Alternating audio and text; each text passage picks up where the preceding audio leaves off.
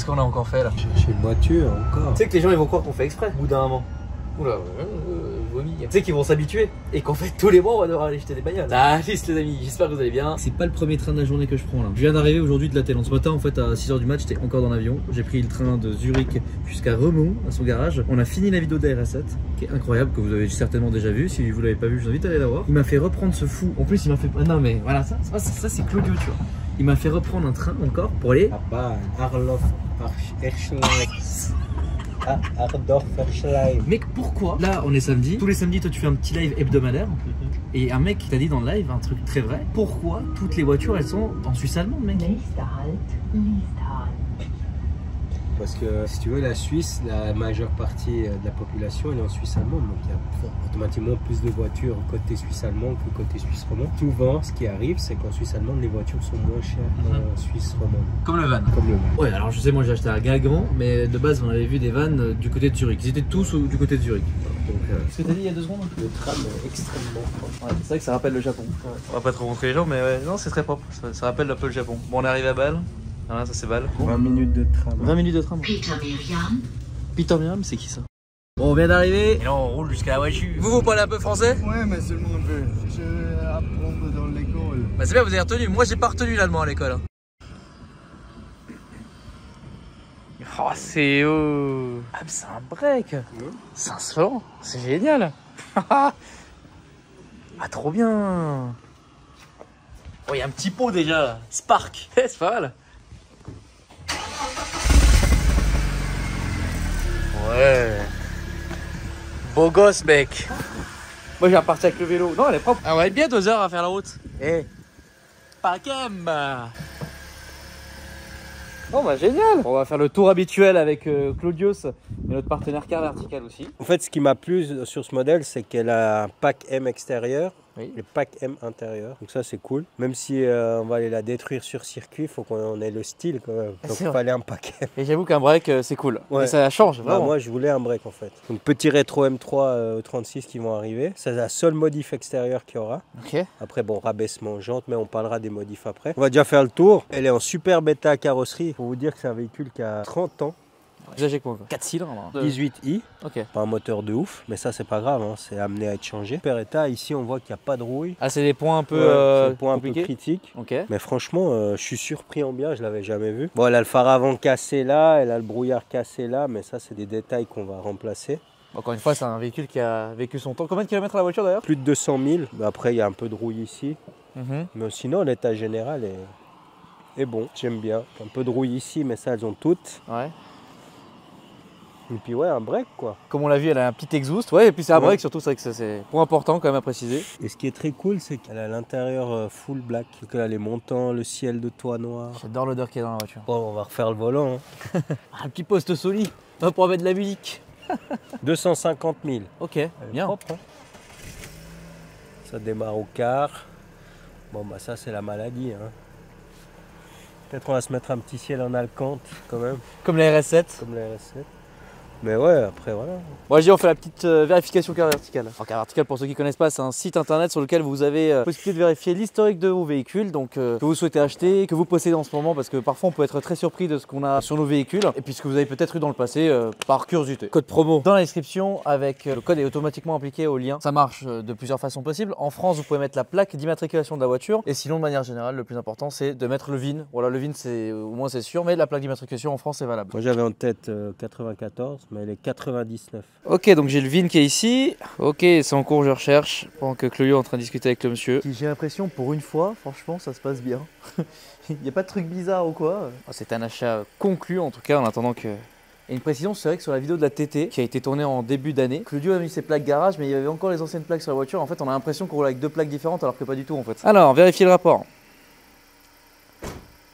Ok. Ah, ok. Bon. Il arrive que sur Car Vertical, les rapports ne soient pas non plus 100% complets, et comme vous l'avez vu il y a quelques secondes à l'écran, le rapport a été remboursé, donc vous pouvez réutiliser un jeton pour une prochaine voiture. Donc quand il n'y a pas assez d'informations, vous êtes remboursé. Déjà vous l'avez vu à l'écran, on a mis les plaques sur la voiture et puis on est prêt à partir, hein. C'était un achat, allez ça, poignée de main, on est bien, c'est magnifique. Merci beaucoup, bonne journée à vous. Félicitations, encore un nouvel achat. Regardez ça, toutes les options du siège. Siège chauffant. Siège chauffant, mais non, c'est énorme. Et ça marche là? Bah, je sais pas, on va voir. Alors mec, déjà, est-ce que le chauffage fonctionne? Ah ouais, mais mec, c'est propre, il y a la clim et tout. Alors... Bon, par contre, il y a des voyants. Ouais, bon. Marque Madame. J'adore. J'adore. Est-ce qu'on va tomber en panne avec cette voiture? Telle est la question. Félicitations, mon Claudius. Non mais c'est cool en fait, c'est génial, tu sais, des petits achats à gauche à droite, tu vas faire un petit projet, on va filmer le projet, la TT, comme la TT en fait, mais vu que le projet de la TT est terminé, bah voilà, part sur le truc. Et d'ailleurs, t'as même trouvé des acheteurs, même ouais, assez rapidement. La TT, ouais, bah après je voulais la faire complète, mais il y a des gens qui veulent l'acheter dans l'état, la TT, enfin avec l'intérieur fait, mais pas l'extérieur. Putain, c'est quand même des bonnes caisses. Non mais vraiment. Ah mais t'as vu, Claudio a quand même... Non, c'est vrai que faut avouer que c'est des bonnes caisses quoi. Là, ça fait combien de temps qu'elle a pas tourné? Je sais pas. Tu sais que là, elle a démarré nickel. Attends, mais mec, le siège fonctionne. Ça c'est fou par contre. 99 la caisse. Bah ok, non mais ça fait 23 ans, mais je veux dire, est-ce que les voitures d'aujourd'hui dans 23 ans, elles fonctionneront autant bien que celle-ci? Quand tu démarres comme ça, sur l'électronique, etc. Ouais, voilà. Oh, j'ai un doute, mais là mec, ça en est trop bien. En plus, ça en est vraiment bien assis. Hein. Bah voilà, bah trop bien. Heureusement qu'il n'y a pas de neige là tout de suite. Parce que... Et t'as vu comment il s'est retourné sur moi? Et comment il m'a regardé? Ah si, il fallait la neige là. Ah là là, bah oui, là il fallait de la neige, c'est clair. Oh là là. Bon, peut-être que sur le trajet il va y en avoir parce que ici au niveau de Bâle il n'y en a pas. Mais autant par chez nous, bah là remonte, là il y a de la neige. Bah quand tu me diras, si on voit les montagnes là, il y a de la neige. Hein. Allez, à 200 mètres près. J'aime bien aussi, je suis bien assis, je suis très bien assis. Et puis ce qui me l'a fait acheter, c'est que ça soit un break. Oui. Parce que je voulais un break. Quel est le pack M extérieur et le pack M intérieur? Le pack M intérieur, c'est quoi sur cette voiture d'ailleurs? Siège spécifique. On a le Cantara, c'est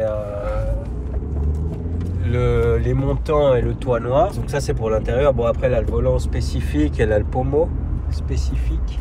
Pack M. L'extérieur, bon bah c'est pare-choc avant, bas de caisse, pare-choc arrière. Si vous voulez que je vous explique un petit peu ce qui est prévu. Oui, vas-y. Alors, au garage, j'ai un M52 B25 qui traîne. Oui. Donc 2,5 litres 36, il va passer en turbo. Turbo wish ou turbo normal? Non, non, turbo bien. Ok. Garrett GT30X. Ah oui, d'accord, donc t'as fait... Ah oui, le Garrett, tu l'as déjà? Non, là j'ai trouvé un préparateur en Pologne. Les Polonais sont des très bons préparateurs, BM, le préciser. Jason d'ailleurs. Et elle a récupéré la 46, ouais. Et ils vendent un kit complet pour ce moteur, avec le joint de culasse, les goujons ARP, le turbo, le collecteur d'admission en alu. Ouais, donc ça. Pour le mettre 52. Ouais. Et combien ils vendent ça? 4000 €. Ok. Tout le kit. Turbo, tout compris. Tout. Okay. Avec le collecteur en alu, ça c'est cool.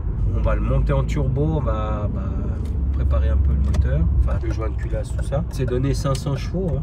500 chevaux, donc potentiellement ceci va faire 500 chevaux.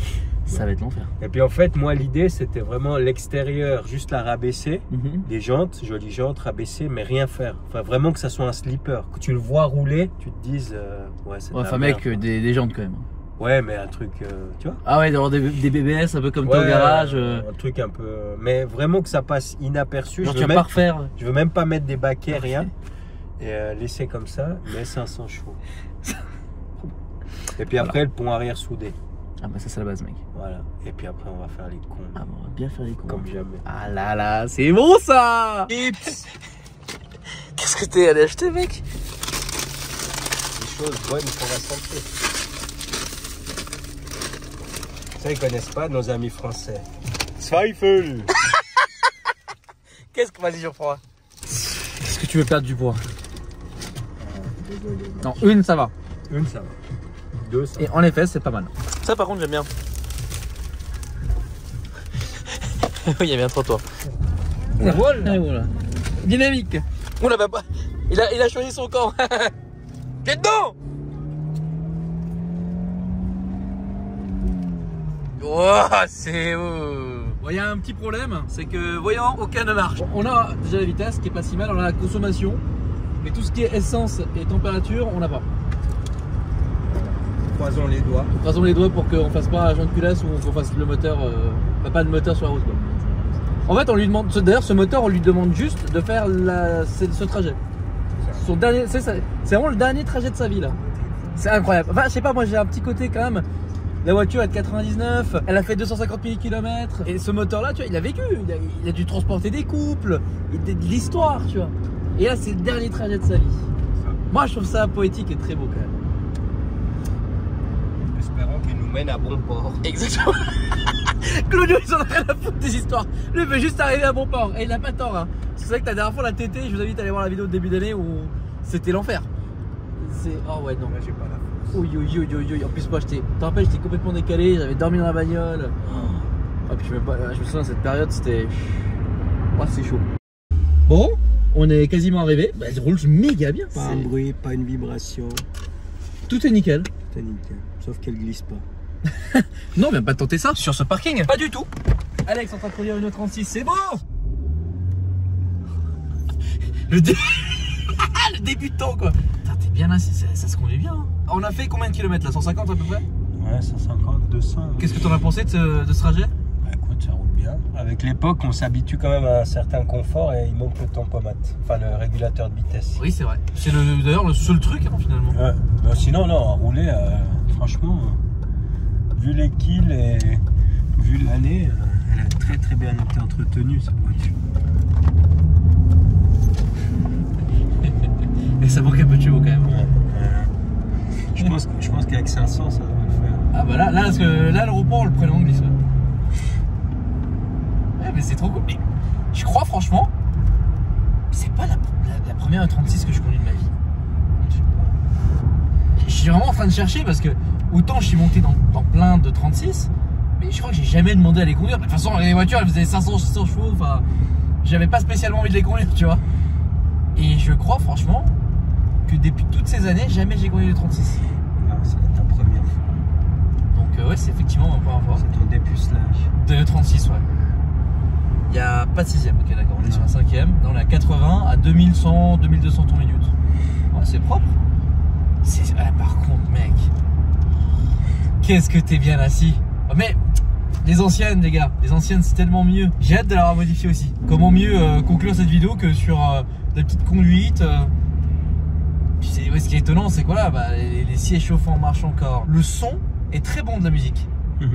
On peut pas vous le montrer, mais franchement, ça c'est bien. Bon, c'est pas le poste d'origine. Toi, t'aurais voulu que ça soit le poste d'origine? Ouais, j'aime bien quand c'est d'origine. Sur les vieilles comme ça, les Youngtimer. Youngtimer, ouais. J'aime bien quand tout est d'origine. Sur la TT, j'ai le poste d'origine. Je le changerai pas parce que je trouve que ça donne un petit charme. Mais clairement. C'est trop moderne. Ouais, bon, c'est vrai qu'en plus il clignote dans tous les sens, la disco. Là, je suis tombé sur une vidéo YouTube là. Ouais. C'était les swaps les plus fous de l'année 2023. Et du coup, qu'est-ce que ça disait? Il montrait des trucs. Il y a un mec dans une BMW série 1 coupé. Oui. Il a mis un moteur de Pagani Zonda. C'est pas possible. Ouais. Ah oui, non, mais oui, mais les moteurs Mercedes. Ça, c'est ouf quand même. Mais dans une série 1, et il l'a appelé Baby Zonda. Ouais. Et le mec, il drift avec ça. Et ça fait le bruit d'un V12. C'est incroyable. C'est un Riga? Non, c'est un Italien. Ok. Donc ouais, je suis tombé sur cette vidéo et il y a des trucs fous. Il y a un mec, il a swappé un V8 Ferrari dans une GT86. Ok. La 458. C'est énorme. Ouais, le bruit, c'est incroyable. Franchement, mes respects à ceux qui font ça quand même. C'est quand même très très cool. Ah bah tiens, c'est une bonne question. Et c'est une bonne question pour conclure la vidéo. Qu'est-ce que tu aimerais swapper comme moteur et dans quelle base voiture? C'est compliqué. Ce qui serait cool, ça serait le V10 de la R8 ou de la Gallardo, enfin de la Huracan, passer en biturbo. Oui. Comme ça, tu as à peu près 1500 chevaux. Et puis après, le mettre dans une caisse autre, dans une RS3 par exemple. Ça, je pense. Non, ça n'a pas été fait. Bah non, c'est sûr que ça n'a pas été fait. Non, c'est sûr parce que mec, la place que ça prend. Ah, c'est pas mal, ouais. Un truc comme ça, tu sais, un peu fou. Voilà, là, complètement fou. Là, complètement fou. Tu vois, une RS6 C6 avec le V10, prendre le V10 R8, biturbo et le remettre dedans. Ça, c'est pas mal aussi, ouais. Je pense que, tu vois, moyen de faire un truc sympa. Ouais, pas mal. Et toi? De toute façon, ce serait un LS. Non, non, pas forcément. Bah, alors oui, déjà, il y aura le LS sur une Silver Shadow, par exemple. Moteur assez tranquille pour faire une belle prépa calme. Donc, voiture calme, je ferais ça. Pour fiabiliser en fait le moteur de cette une des plus belles Rolls pour moi à mes yeux. Ou une Corniche, hein. Dans cette vidéo que j'ai vue sur YouTube. Avec le moteur de temple, le V12 là? Ah non? Non, il y avait une Rolls-Royce Phantom avec un swap de JZ. Oh, ça, c'est insolent ça. Par contre, ça t'a pas du tout avancé quoi. Si. Ah oui, prépa de ouf, hein. Et derrière la calandre Rolls, il avait mis tout le radiateur, l'intercouleur du turbo. Oui, mais bah, il faut vraiment que ce soit une grosse prépa pour que ça avance quand même. Parce que vu le poids. C'est énorme, c'est original ça. Comme, parce que généralement, ça aurait plutôt été tendance d'être l'inverse, tu vois. Moteur de la Rolls dans autre chose. Et là, il a mis le JZ. Pas mal. Prépa, 1000 chevaux. Qu'est-ce que je mettrais moi À ton moteur favori, soit celui de la 812, soit celui de la LFA. Ouais, de la LFA, ouais, dans une berline.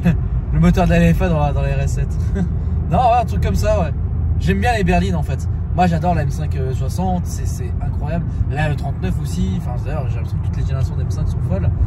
Mais oui, j'aime le principe d'une berline où tu peux tout faire avec et avec un moteur de fou quoi. Et c'est dommage qu'aujourd'hui il n'y a plus, enfin il n'y a plus trop ça, c'est plus les SUV aujourd'hui. Et puis vous, qu'est-ce que vous metteriez?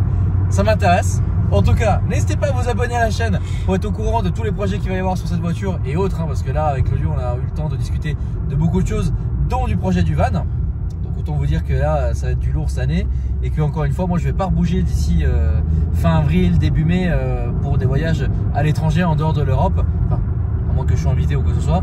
En tout cas, de moi-même, j'irai pas forcément parce que le projet du van, parce qu'il y a énormément de trucs, il y a le brûleur de gomme aussi, il y a gros événements. Enfin, nous, il y a les salons qui vont reprendre aussi. Enfin, voilà. En tout cas, tenez-vous au courant pour tout ça. Et moi, je vous dis à la prochaine pour de nouvelles aventures. Salut!